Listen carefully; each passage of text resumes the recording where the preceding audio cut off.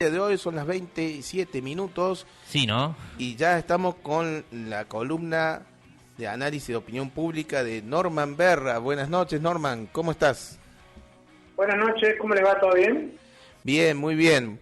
Bueno, queríamos consultarte justamente, porque se van acelerando los tiempos electorales y ya estamos apenas a un mes de la elección provincial, por ejemplo, de nuestra provincia de Córdoba.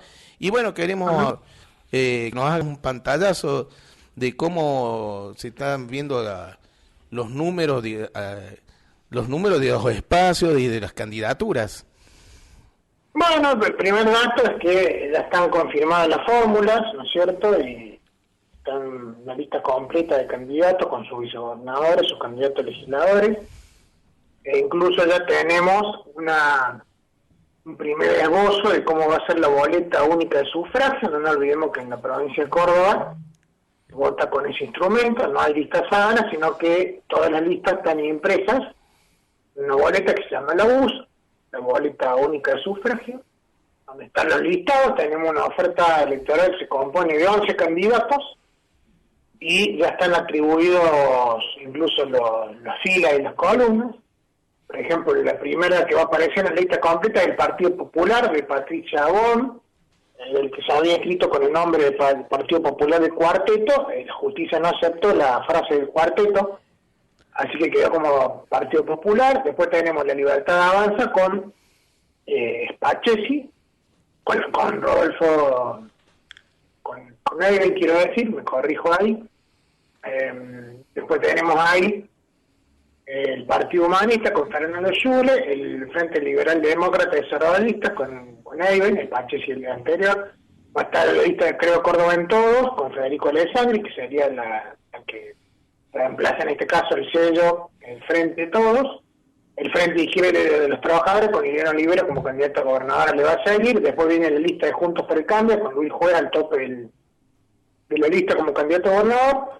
Después va a venir la lista de Julia Di Santi del MAS como candidata a gobernadora. Después le sigue Unión Popular Federal con Mario Peral. La lista de Aurelio García de Lorrio, el puesto número 10, Encuentro Sin el Córdoba, y al final de la lista va a estar Hacemos Unido por Córdoba de Martín Yayora, ¿no? Como sabemos, en el cierre de lista hubo algunos ruidos, sobre todo en Juntos por el Cambio, porque había un candidato que figuraba como candidato a vicegobernador y legislador. Eso generó algunos desencuentros dentro de la legisladora, con lo cual Pedro de la Rosa, que estaba en la lista, se terminó bajando. Y de alguna manera el oficialismo con Unión por Córdoba incorporó a Prunoto en el lugar de la vicegobernación. La candidata a la vicegobernación está tratando también de agitar la interna dentro de Juntos por el Cambio, ¿no? O sea que desde el punto de vista del armado podríamos decir que ha sido un poco más ordenado, más prolijo el armado del oficialismo que el armado de la oposición, que también quedó un poco resentido con la decisión del vicegobernador de Rodrigo de Loreo de no ser candidato a vicegobernador, ¿no? Claro, claro, sí. Entre todas esas opciones, ¿cómo se está perfilando la elección? ¿Se mantienen estables, digamos, los sondeos de opinión? ¿O ya, digamos, si ya se están conformando, digamos, una pugna más clara entre el primero y el segundo?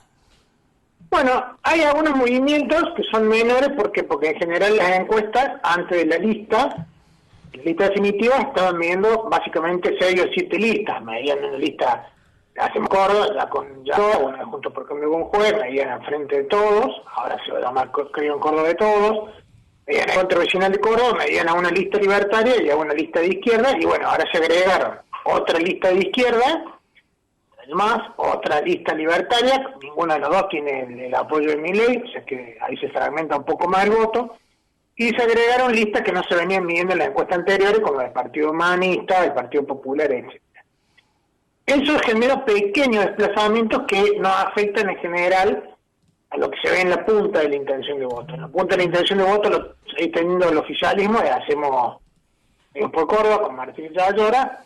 En general, en las últimas encuestas que se publicaron, estamos hablando de nivel en torno al 40%, mientras que sigue siendo segundo Luis Juez de Juntos por el Cambio. En un promedio, en las últimas encuestas que se han conocido, alrededor de 30. Si estamos hablando hoy de una ventaja en el orden de los 10 puntos, no diríamos que es una ventaja decisiva. ¿Por qué? Porque tenés en general unos 10 puntos indecisos, pero sí podríamos decir que es una ventaja que se ha mantenido consolidada y que no se ha achicado en las últimas mediciones, lo cual te puede indicar una tendencia. Hay alguna duda sobre el tercer puesto. ¿Por qué? Porque están bastante parejos ahí en la lista del frente, de lo que era el frente de todos antes, ahora es creo en Córdoba de Todos, la lista de Encuentro Vecinal, la lista de la izquierda con Leoni Libero, que mide más que la lista del MAS, de Julio Di Santi, y una de las listas libertarias que la de Spacesi, que está midiendo hoy más que la de Aiben, ¿no? Pero bueno, podríamos decir que todavía es prematuro, las mediciones que tenemos hasta ahora, para terminar de dilucidar quién se puede colocar como tercera fuerza, ¿no? Habría que ver ahora en la semana de campaña más intensa quién hace la campaña más ordenadita, quién logra mayor impacto. En principio está descartado que haya un debate porque la lista opositora es Juntos por el Cambio, que es un mano a mano con Yarlora, y el oficialismo dice que el debate tiene que ser entre todas las listas. Y como estamos hablando de 11 listas, realmente es muy difícil que se pongan de acuerdo ahí como para poder avanzar en un debate público, ¿no?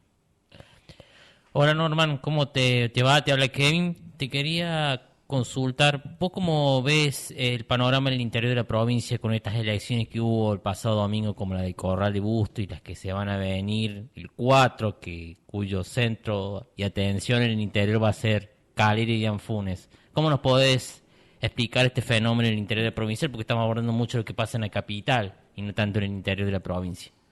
¿Me está hablando de las elecciones municipales o de la elección del gobernador? De las elecciones municipales. Bueno, en general en las elecciones municipales que había hasta ahora, casi en todas ganó el oficialismo, o sea, ganó el mismo partido que estaba. La elección fue Corral de Busto este fin de semana, pero en realidad era una elección que no es sorpresa. Ya yo he visto en algunos medios que han hablado de sorpresa, y no hubo sorpresa ahí porque ya había encuestas previas que indicaban la posibilidad de una victoria opositora. Ahí el problema es que el intendente que estaba tenía muy buena imagen, pero no podía reelegir por esta limitación a la reelección del intendente. Entonces tuvo que, hasta el último momento, como se esperaba que el año pasado que hubiera un gesto en ese sentido, que se le permitiera una reelección más al intendente, y como no cuajó, tuvo que definir una sucesión, y bueno, el sucesor no tenía el mismo capital político como para asegurar la continuidad del signo oficialista. Si hacemos una comparación, está pasando algo muy parecido a lo que vemos en las elecciones provinciales, donde en todos los casos hemos visto victorias oficialistas, salvo el caso de Neuquén, donde el Movimiento Popular Neuquino perdió la gobernación, pero a manos de un ex MPN, o sea que fue casi una interna del MPN ahí. Pero en general lo que estamos viendo como tendencia en elecciones locales, de municipios y comunales y de gobernaciones es ventaja para el oficialismo, con alguna excepción en particular. Hay que ver porque ahora entre el 11 y el 18 de junio va a haber varias elecciones. Hay casi 30 localidades que votan, muchas de ellas son del signo oficialista de Hacemos por Córdoba, así que probablemente ahí también sea un test del vigor del oficialismo. Pero bueno, las elecciones municipales no construyen tendencias firmes, elección de gobernación, porque son elecciones distintas. Sí es un dato político que el día de la elección de gobernador, es decir, el 25 de junio, tenés alrededor de 200 y un poquito más de ciudades que van a votar el mismo día, y muchas de esas son del oficialismo, o sea que ahí sí se puede esperar mayor tracción positiva entre las localidades que son del signo oficialista Hacemos Unidos por Córdoba, con la fórmula de gobernador de Hacemos Unidos por Córdoba, ¿no? Yo te preguntaba bien de estas ciudades, tanto Calera como Anfunes, porque ahí, en estas dos ciudades, se está dando como una especie interna que no se pudo hacer interna partidaria entre dos candidatos que son del mismo gobierno, del mismo alianza oficialista. ¿Vos decís que eso puede tener mucho impacto, le puede hacer daño, ¿no?, al oficialismo provincial para las elecciones a gobernador? Te pregunto por estas dos ciudades, tanto Calera como Anfunes. Yo la verdad que datos de Anfunes no he visto, no tengo datos propios, no he visto datos de colegas, así que no me animaría a hacer una inferencia sobre el resultado de los comicios de ahí, pero insisto, los resultados de municipios locales no tienen una traducción en la elección de gobernador. Sí lo pueden tener en aquellos municipios que tienen una elección concurrente en la misma fecha, es decir, las 200 y pico de localidades que van a votar el mismo día que la elección de gobernador, pero en las que tienen fechas separadas no, van por carriles diferentes. Norman, ahora te llevo a la nación, digamos, el tema de estos últimos días es evidentemente la interna dentro del Frente de Todo y bueno, ya están lanzados los precandidatos, la mayoría ya están en campaña. ¿Vos creés, cuál de todos los candidatos que hay, precandidatos, perdón, a la presidencia del Frente de Todo, cuál creés que asoma con más chances de ser confirmado en una PASO? Bueno, hay que esperar a ver si hay alguna señal política de Cristina este jueves 25. Hay mucha expectativa con el discurso que ella va a pronunciar. Mucha parte de la militancia todavía se aferra a la posibilidad de que ella cambie de opinión y decida ser candidata, lo cual a esta altura parece bastante poco probable, pero bueno, hay una parte de la militancia que todavía se aferra a eso. Hay otra parte de la militancia que ya la descarta o se empieza a resignar con la posibilidad de que ella compita, pero sí espera que ella defina un candidato de su preferencia, candidato o candidata, una fórmula de su preferencia. Por supuesto, no hay forma de saber en este momento si eso va a estar incluido explícitamente en el discurso o Cristina va a esperar más cerca de la fecha de cierre de listas para dar alguna señal, si es que la da y no define simplemente que se presente el que quiera y que sean los electores los que definan, ¿no? Si vos me preguntás a mí, yo creo que el oficialismo no le convendría ir a una PASO con muchos candidatos. Si no puede definir una fórmula de unidad, que a esta altura parece difícil, porque sin Cristina es difícil que los que están dando vueltas se quieran bajar. En el mejor de los casos yo diría que tiene que ir a lo sumo con dos fórmulas, una por ahí más albertista o menos cristinista, o sin el aval de Cristina, y otra con el aval de Cristina, me imagino yo. ¿Para qué? Y para tener un volumen electoral suficiente como para mantener competitividad para la vuelta. Porque igual la oposición tenés un candidato único, que es Milei, que no tiene interna en su fuerza, o sea que el caudal de voto que saque va a ser suyo propio, digamos. Dos candidatos principales, que son Bullrich y Larreta. O sea que ante ese panorama de competencia yo diría que el Frente Todo no se puede dar el lujo de llevar 3, 4, 5 candidatos. Tiene que llevar como máximo 2 candidatos a vice y 2 candidatos a presidente y nada más, para que los que salgan de ese paso no terminen con una cuota de participación muy baja. Y si no, y lo ideal sería definir una candidatura unidad, lo cual a esta altura parece bastante complicada, ¿no? Pero en principio diría que pican en punta Guado de Pedro por la señal que ella dio el otro día en su discurso, cuando dijo que esperaba que los hijos de la generación diezmada tomen la posta. No habría que descartarlo tampoco a Sergio Massa, porque en general dentro de las encuestas es, junto con Kicillof, el que mejor mide, y por esa misma razón no lo descartaría tampoco a Kicillof, porque mide bien y es un candidato que fideliza bastante el voto del kirchnerismo, si bien él ha dicho que es candidato a la reelección en Provincia de Buenos Aires, y se dice en el comentario político que él preferiría no dar el salto como candidato presidencial, sino ir a la reelección en esa provincia, porque además los números le dan bastante bien, ¿no? Me parece que el nombre debería estar entre esos tres, los más favorecidos, ¿no? Scioli es un candidato que ya mide menos en la encuesta, además un candidato que ya perdió una elección presidencial. Es muy difícil en la historia política argentina que un candidato que perdió una presidencial después pueda presentarse con aspiraciones.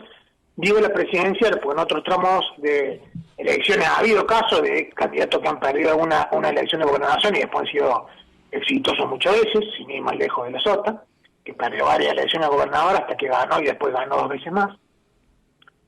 Pero digamos, la presidencia eso es más difícil. Siempre tenemos candidatos que tienen menor fuerza, menor volumen.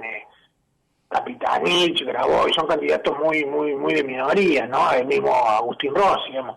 Más son candidatos, salvo Capitanich, que nunca han tenido experiencia de gestión. Grabois nunca fue intendente, nunca fue gobernador, lo mismo Agustín Rossi. Me parece que son candidatos que realmente no suman y que en aras de la sensatez deberían bajar sus aspiraciones, porque son candidatos que si se presentan van a hacer más daño al Frente de Todos que aportar algo positivo. Van a fragmentar un voto y le van a quitar expresión política a una fuerza que está enfrentando una gestión de coyuntura extremadamente complicada, y que lo ideal hubiera sido que le defina una fórmula de unidad, ¿no? No habiendo podido definir esa fórmula, y si no se la define hasta último momento, yo diría que lo máximo que tolera el Frente de Todos son 2 listas, no más de eso. Y vos, Norman, ¿cómo se puede leer las declaraciones de Sergio Massa cuando se le preguntaba por sobre su posible candidatura, que él dijo, yo prefiero resolver, o lo dijo en una reunión del Frente Renovador, de que primero hay que establecer un orden económico para después hacer el orden político, como que se encerró más hacia la gestión de la economía y no tanto hacia las declaraciones políticas. Bueno, es que en la misma línea, el MASA dijo muy claramente que el oficialismo debería definir una candidatura de unidad para ofrecerle a la ciudadanía del electorado una propuesta clara y no estar dividiendo su propuesta entre más de una lista. Yo en eso coincido con él. El problema es que si vos no podés forzar la unidad, y bueno, no te queda otra que me llevar mal en la lista la paso, pero yo insisto, tendría que ser como máximo 2 listas, en mi opinión. ¿Por qué? Porque si vos tenés la oposición que va a dividir su caudal claramente en 2 candidatos principales como Burri y Larreta, y bueno, el oficialismo no puede darse el lujo de fragmentar más el voto que eso, ¿no? 2 listas máximo, ¿no? Y además va a tener un candidato que no va a dividir votos, que es Milei. Entonces, si vos ahí fragmentando el voto oficialista, corre el riesgo de que el candidato más votado tuyo quede detrás de los otros 3. Entonces le está haciendo mucho más daño al oficialismo que lo que está sumando. Norman, recién hacías referencia, bueno, que Juntos por el Cambio tiene, digamos, como 2 candidatos claramente en las primeras posiciones, ¿no? Bullrich y Larreta. ¿Cuál de los dos pensás que, digamos, se va a despegar, que tiene más posibilidad de crecer?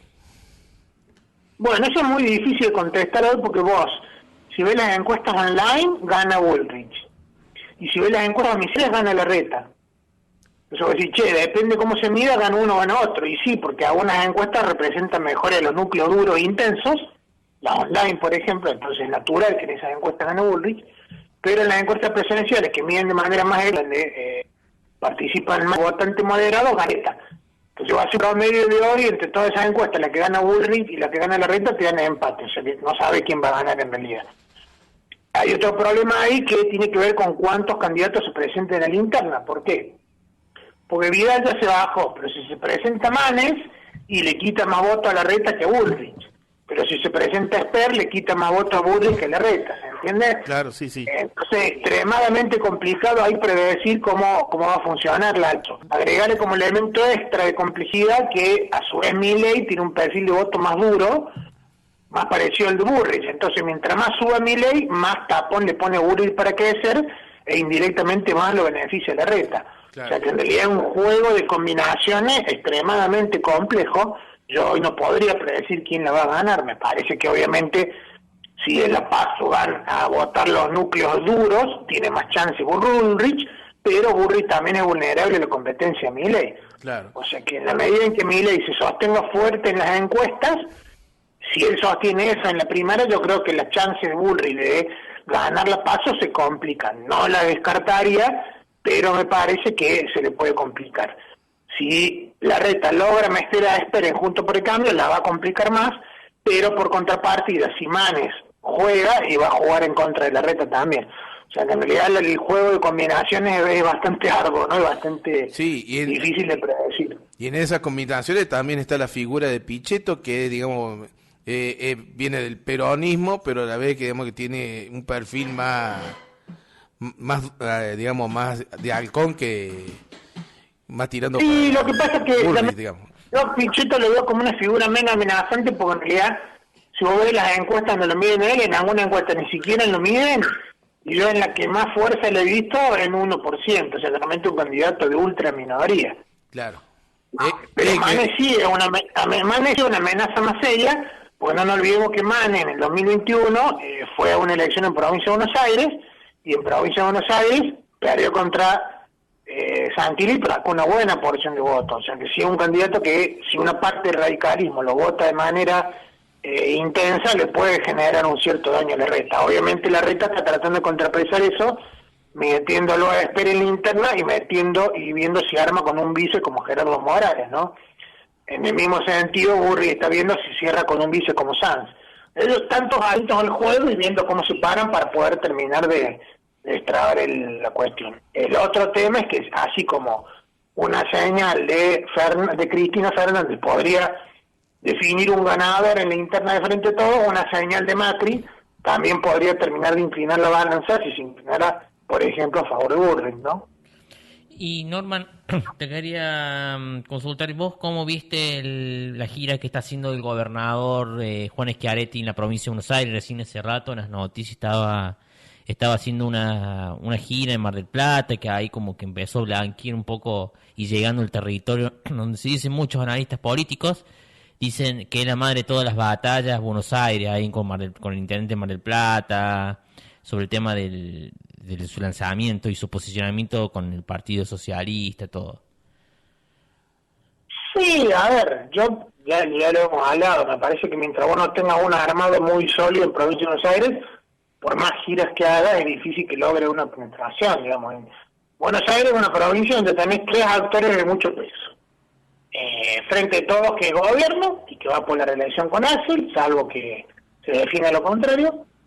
Tenés una cantidad de candidatos a gobernadores juntos por el cambio, que son un montón, a Santilli picando en punta, a Ritondo, que ya está prácticamente bajado, pero hasta hace poco era el segundo que mejor medía, a Grindetti, que va con Bullrich como candidato. Tenés varios candidatos de Bullrich que se quedaron con la ñata contra el vidrio, como Joaquín de la Torre, como Javier Guasel, y encima tenés un Milei muy fuerte. A mí me parece que ahí es muy partido para pescar, ya no digo a Schiaretti, sino a cualquier, casi te diría extranjera, que vaya a la provincia de Buenos Aires, digamos, no. Con todo eso tribuno de comiendo del mercado de Buenos Aires, ¿qué te puede quedar ahí? Una mojarrita suelta, básicamente. Entonces no lo digo para desestimar las chances de Schiaretti, digo que a cualquiera que sea sapo de otro pozo ahí se le complicaría mucho, porque es un mercado extremadamente competitivo con una oferta política muy nutrida, entonces es muy difícil que vos desde afuera puedas levantar algún voto que te agregue volumen, ¿no? Y el Topo Rodríguez, que es un senador que forma parte del Interbloque Federal, que es por la provincia de Buenos Aires, ¿vos lo podrías considerar como un operador de Schiaretti en la provincia de Buenos Aires o no? Sí, puede ser un operador, pero en términos de voto es la nada misma, ¿me entendés? Claro. Si vos lo medías el Topo Rodríguez en la encuesta, te va a dar menos que el margen de error de una encuesta. O sea, un dirigente que no existe. No existe en términos de volumen político de la encuesta. No digo que no pueda ser un buen operador. Digo que no te suma, que no te va a arrimar votos. No va a sumar un voto más porque lo tenga él. ¿Y Randazzo? No, menos. Randazzo ha fracasado con todo éxito. Randazzo es una figura que está casi en un ostracismo político ya. Claro. Norman, antes de hacer el cierre de tu columna, venimos a Córdoba capital. Yo sé que falta un poco más, ¿no? Pero tampoco falta tanto, porque las elecciones son en finales de julio. ¿Cómo ves la elección para la intendencia de capital, aquí en Córdoba? Y ahí la elección va a depender mucho del resultado de la elección de gobernador.